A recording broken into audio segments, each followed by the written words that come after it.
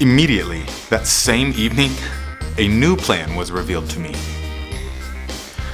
Quit job, sell everything, buy a one-way ticket to Sri Lanka, and step 4, see what happens.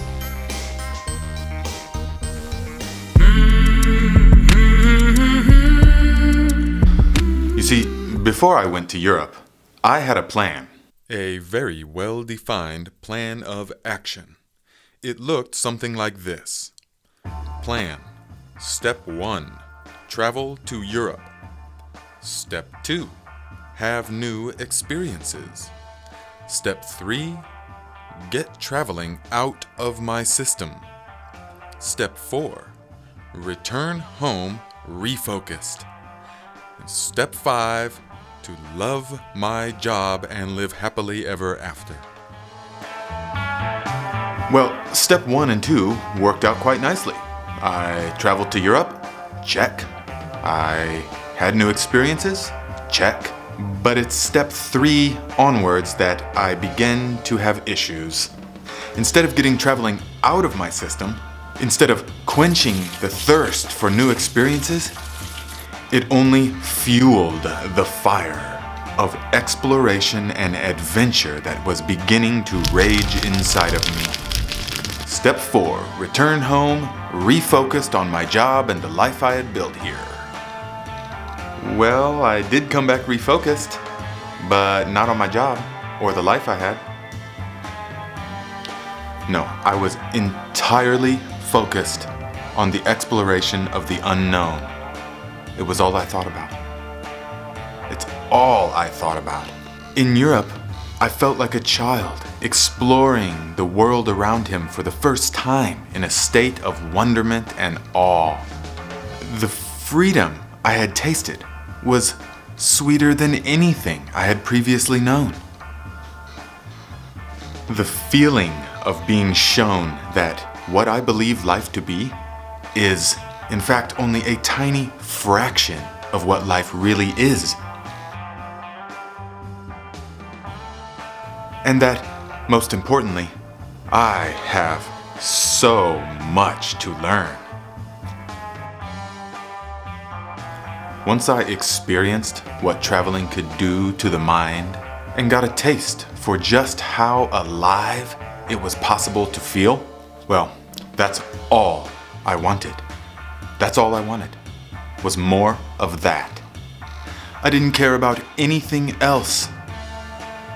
Because after all, what is the point of this life if not to know that we are alive? It is with this desire to feel the most alive that I decided I was going to travel the world. I'm going to travel the world. Wait, what does that even mean? Seriously, what does that even mean? You're gonna travel the world? Where? When? How? These were the first questions that people asked me when I told them of my new direction in life. All legitimate questions, of course, but I didn't have an answer for any of them. Hey Nate, where are you gonna go first? I don't know. How are you gonna get there? I don't know. What are you gonna do for money? I don't know. Where are you gonna sleep? Don't know. How are you gonna communicate? I don't know. I don't know. I don't know. I don't know. And because the very nature of stagnation and boredom is to know what is ahead of you, there was profound liberation in the not knowing. I don't know. I don't know.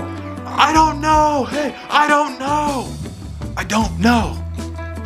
Observe for yourself what happens within you when you are asked a difficult question and you can respond with, I don't know. And not a superficial, ego-based, I don't know. No, a real, genuine, I don't know. Feel how free you are in that moment of not knowing.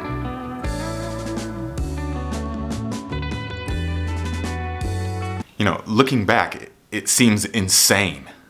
I mean, really insane. But at the time, it didn't feel that way. I wasn't thinking about it too logically. Because the logical mind would get in there and say, why don't you just stay right here where you are? Nice and secure. You got the good benefits, you got the good money. It's everything you need to be happy. I wasn't thinking about a plan. The planning mind would have said, excuse me, there's way too many variables here. This will take you years to properly plan out a world tour. I wasn't thinking too much about safety. The safety mind would have said, excuse me, the world is way too dangerous. You have no idea what's out there, and you have no control over what's gonna happen to you. I didn't care about any of this. I didn't care. I just knew. I had to go. There was no room for questions. Just go. Just go. I couldn't explain it much more than that. How do you know you're in love? You just know. You don't have to think about if it's logical or if it makes sense or the pros and cons of what all the possible outcomes might be or how you're going to explain it to people. No, you don't have to think about any of this because you just know.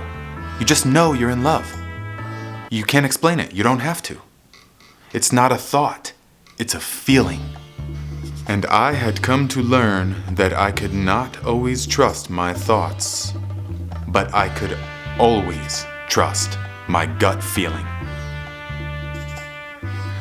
But still, the practical question of when and where and how did remain. When are you gonna quit this here great job you've got, and where are you gonna go first? This I didn't know. But where and when and how, it all seemed secondary. Like it was all already decided somewhere, and I just hadn't been told yet where to go. All I knew for sure was that I needed to make every single day at that factory count towards buying my freedom.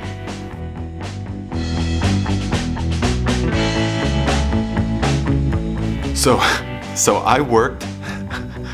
So after making that decision that I was going to travel, I worked every day, 7 days a week, 10 to 12 hours a day for the next 8 months. I saved up every dime I possibly could until one day the answer was revealed to me. Over the past few years, I had formed quite a strong relationship with this Buddhist monk at the local temple I was attending. His name is the Most Venerable Talangama Devananda Thero. We call him Devananda for short. Well, we had become something of spiritual brothers by that time already, and one evening, after meditating with the monk, out of nowhere, he told me that next month he had to go back to his homeland of Sri Lanka, and that he would like to know if I wanted to come with him and stay at the temple for 1 month. Yeah. This was it. This was the answer.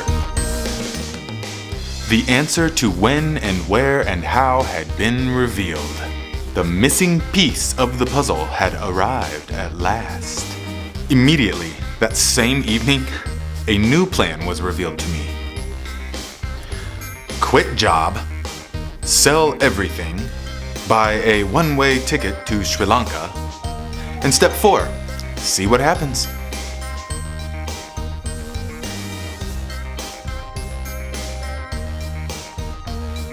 It's hard to exaggerate what a tough sell that new plan is to the people that is close to you in your life. But because they're not experiencing that same gut feeling that you are, naturally they are filled with questions and doubt. And there was a number of times that I allowed that doubt to creep into my mind. What am I doing? I've worked so hard for all of this. I'm just quitting? What if there's really nothing out there? What if I get there and I can't communicate with anyone? And I don't have a job to come back to, and I'll run out of money, and I'll be homeless on the streets, starving, and I'll have to sell my passport for money, and then I'll have to sell my body? Silence! Trust the feeling. You must follow your heart and never look back. Walking out of that factory for the last time, my soul began to dance.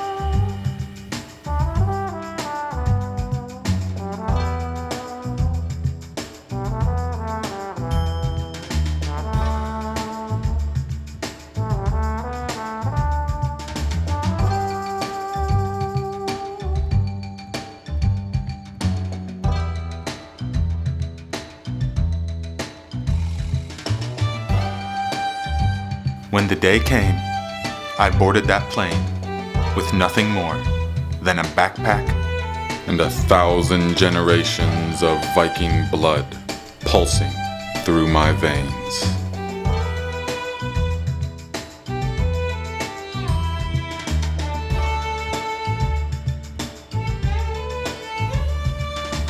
Subscribe to the channel.